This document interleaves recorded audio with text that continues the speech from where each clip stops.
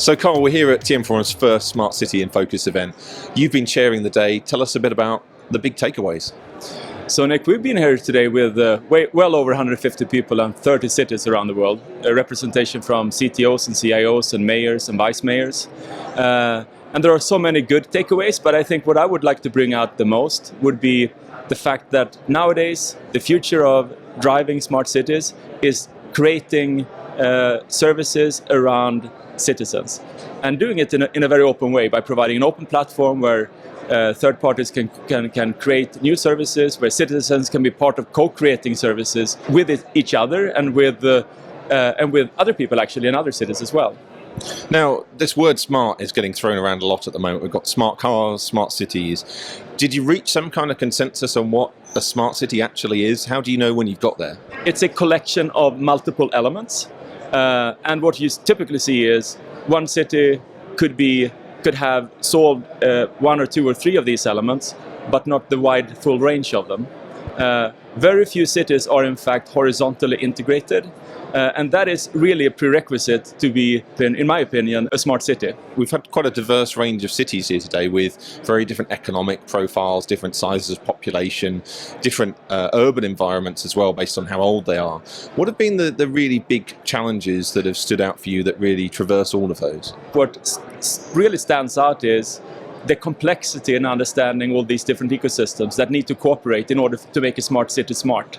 And that is really something you can't do just overnight. You have to really establish a model for it, and you have to drive it out in such a way that people will pick it up.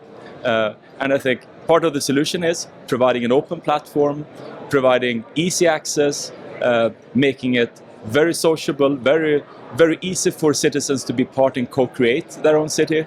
And if you manage to do that, then you get thousands of people, maybe hundreds of thousands of people who will actually help us. We've also heard the word sustainable used a lot at this conference. It's been used in the context really to a large extent around environmental challenges, around challenges of pollution and so on. But there's another type of sustainability that really came up for me, which is the economic sustainability of smart cities. What are your thoughts when you talk about open platforms? Are there ways that cities can actually monetize that data? We see that some cities have a monetization plan, while other cities think about it as providing a service. They want to provide a service to its citizens, which is really the core purpose of what they want to do.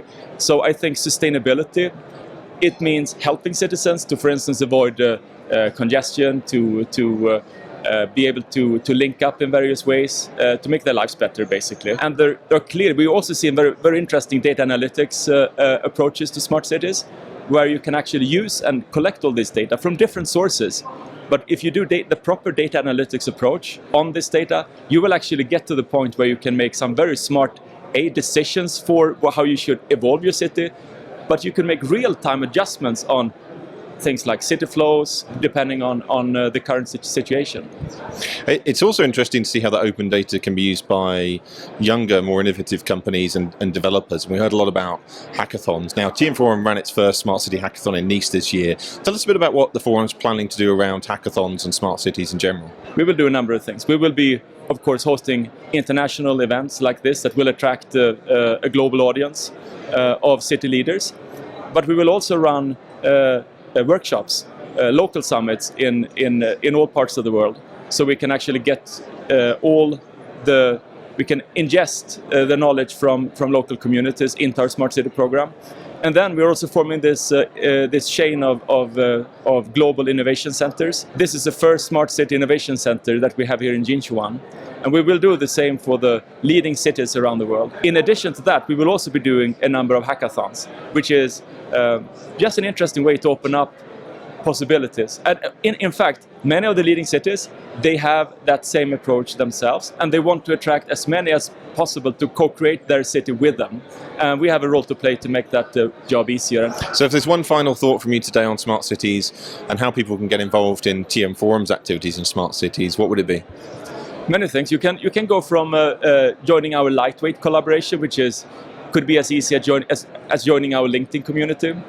And from there you could evolve to becoming a member of a Catalyst program, working with others to solve serious issues that relate back to smart city initiatives that we are focused on, which are how to create a common platform and a common information hub, how to make sure you can run ecosystems on top that can talk to each other, so you can mash up ecosystems into higher value user stories.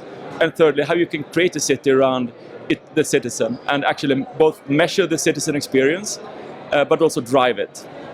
So if you want to do that, you could also go on and become part of our collaboration activities, where you can be part of actually creating the global best practice and standards to drive smart cities forward. Great. Carl, thanks very much. Thank you, Nick.